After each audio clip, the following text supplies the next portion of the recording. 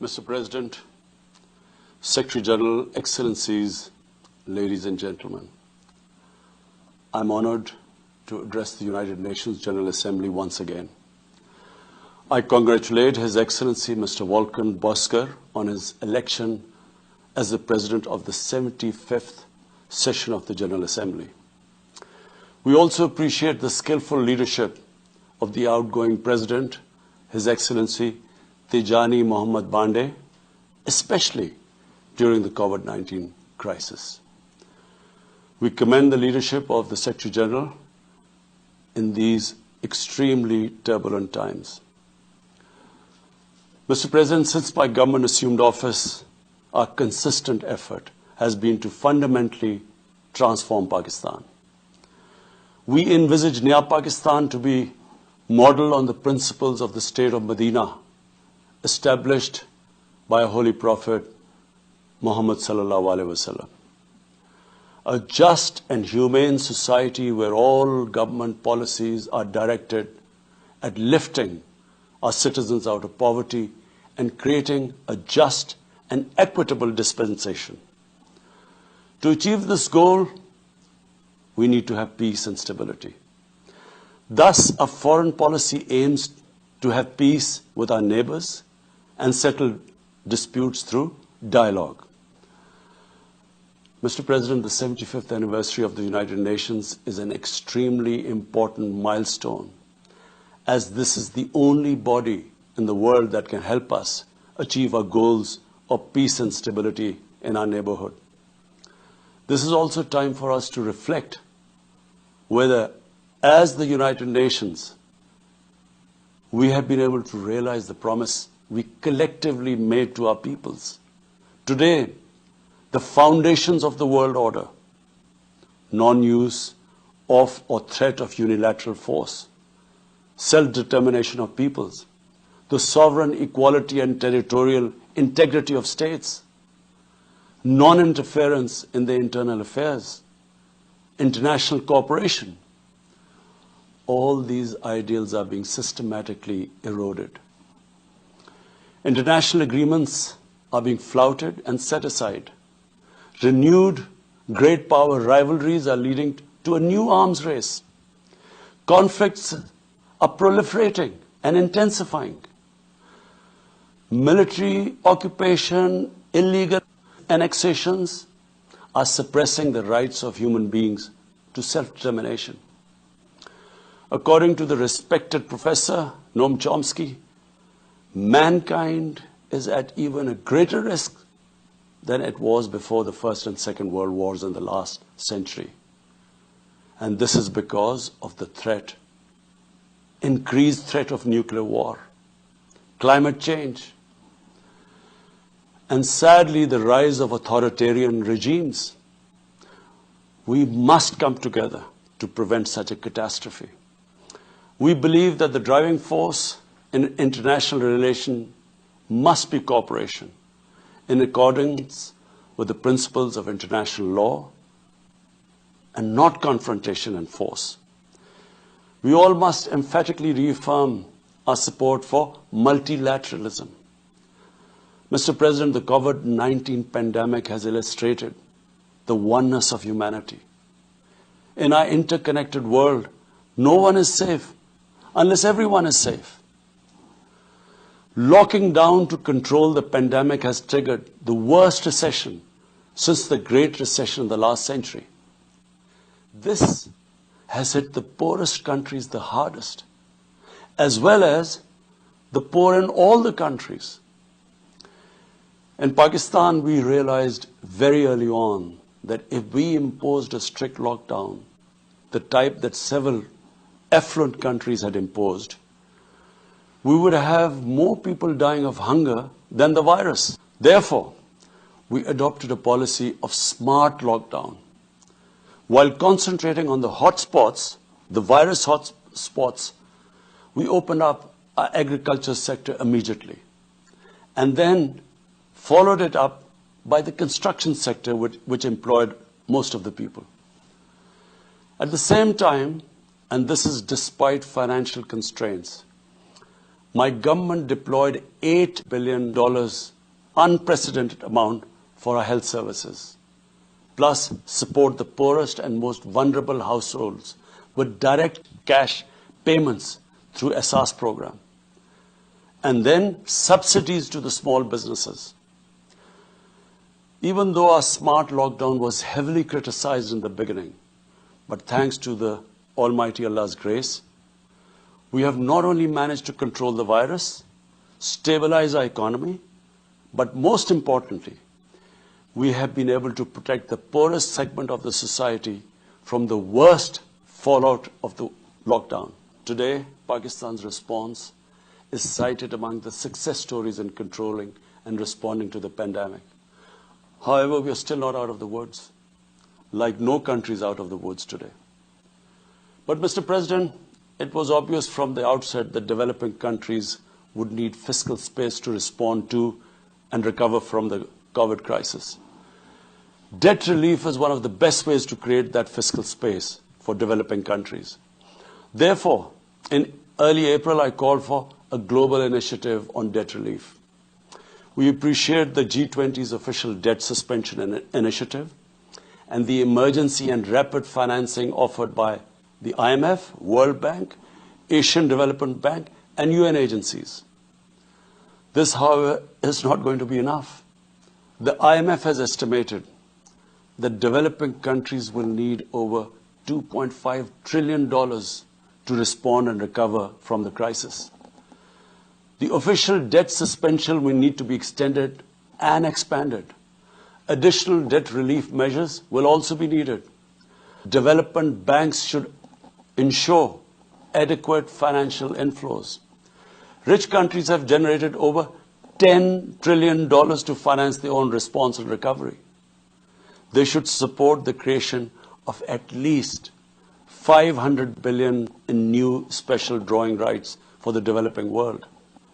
Mr. President, in my address to the General Assembly last year, I had highlighted the tremendous damage that illicit financial flows from developing countries to rich countries and to offshore tax havens cause.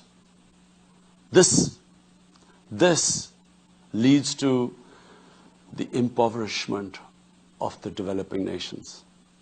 Money that could be used towards human development is siphoned off by corrupt elites. The loss of foreign exchange causes currency depreciation. That in turn leads to inflation and poverty.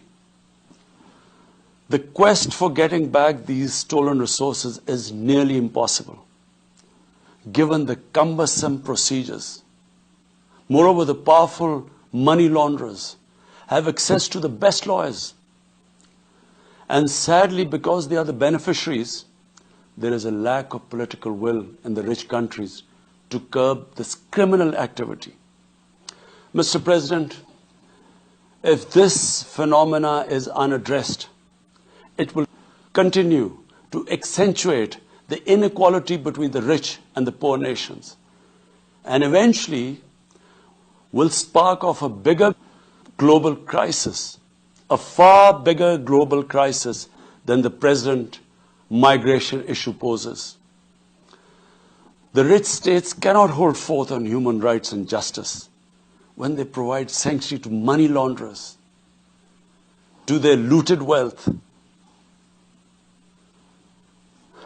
There are robust anti-money laundering and anti-terror financing regimes. I call upon this Assembly to take the lead in efforts to build a global framework to stem the illicit financial flows and ensure speedy repatriation of stolen wealth. It is important to realize that the aid that flows from rich countries to the developing world is minuscule compared to the massive outflows by our corrupt elites. Mr. President, this year, I must again reiterate the threat posed to mankind due to climate change. Unprecedented fires in Australia, Siberia, California, Brazil, unprecedented floodings in various parts of the world, record temperatures, even in the Arctic Circle. This should make all of us worried for our future generations. Commitments made through the Paris agreements must be fulfilled. In particular, the commitment to mobilize $100 billion annually as climate finance. Pakistan's contribution to carbon emissions is minimal, but it is one of those countries most affected by climate change. Yet, we have decided to take the lead as we consider addressing climate change a universal responsibility. We have launched an extremely ambitious program to plant 10 billion trees in the next 3 years as a contribution to mitigating the effects of climate change. Mr. President, the pandemic was an opportunity to bring humanity together. Unfortunately, it has instead fanned nationalism, increased global tensions, and given rise to racial and religious hatred and violence against vulnerable minorities in several places. These trends have also accentuated Islamophobia. Muslims continue to be targeted with impunity in many countries. Our shrines are being destroyed. Our Prophet Muhammad ﷺ insulted. The Holy Quran burnt. And all this in the name of freedom of speech. Incidents in Europe, including republication of blasphemous sketches by Charlie Hebdo, are recent examples. We stress that willful provocations and incitement to hate and violence must be universally outlawed. This assembly should declare an international day, combat Islamophobia, and build a coalition to fight the scourge that splits humanity.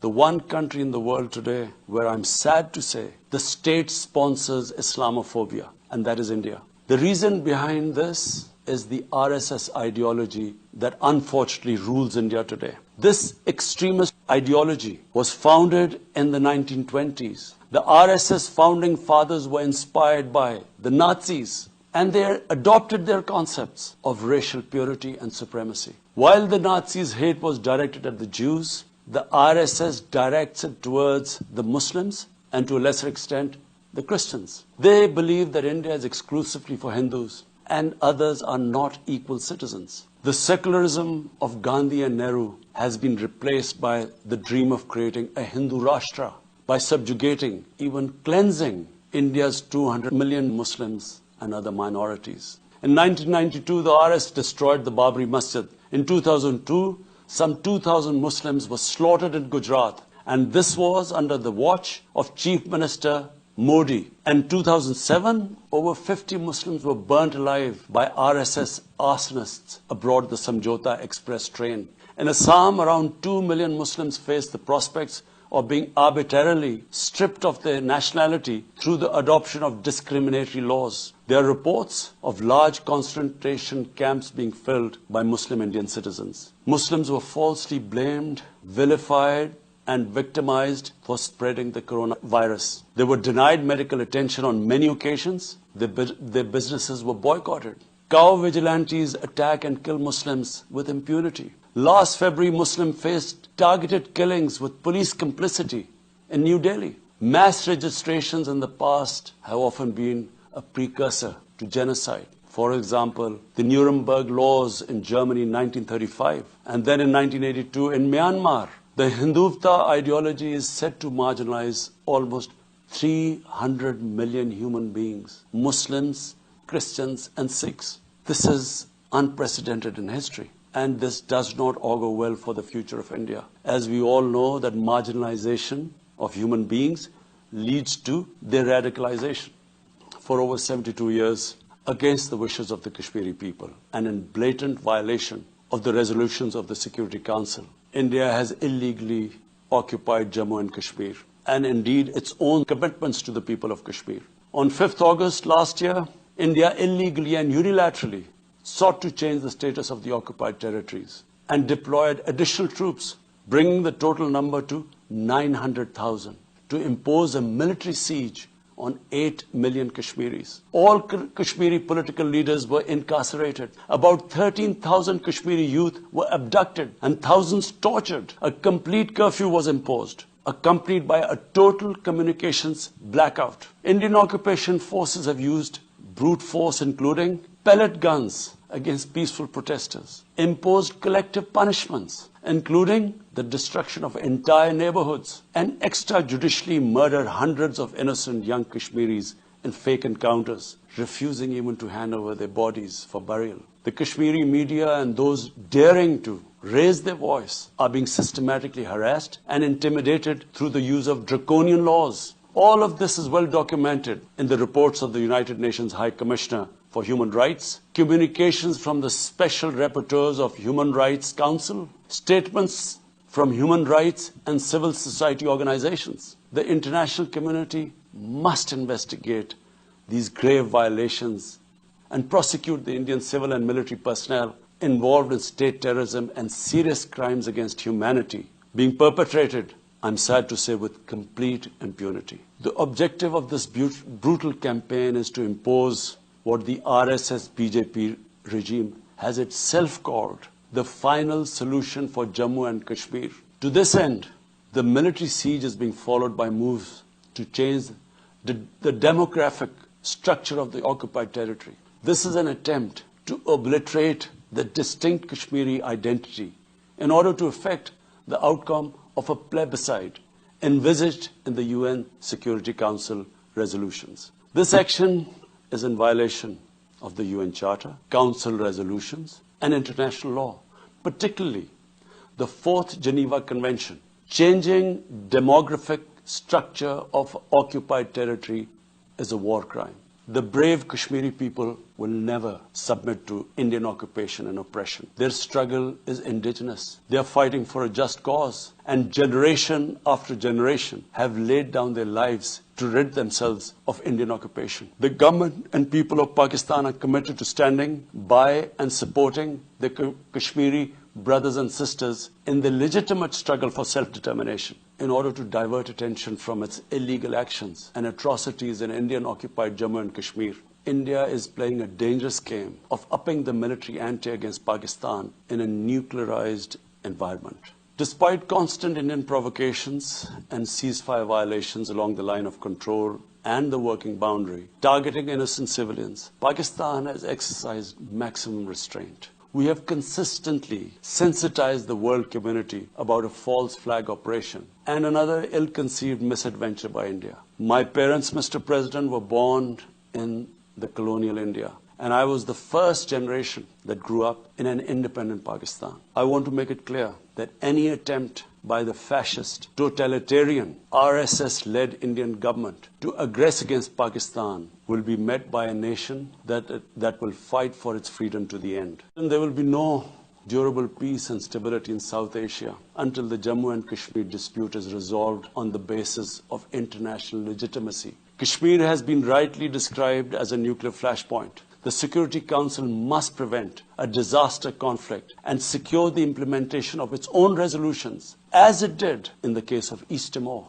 The Council has considered the situation in Jammu and Kashmir 3 times in the past year. It must take appropriate enforcement actions. It must also take steps to protect the Kashmiris from an impending genocide by India. Pakistan has always called for a peaceful solution. To this end, India must ascend. To reach this end, India must rescind the measures it has instituted since 5th August 2019, end its military siege and other gross human rights violations, and agree to resolve the Jammu and Kashmir dispute in accordance with the relevant UN Security Council resolutions, and of course, the wishes of the people of Kashmir.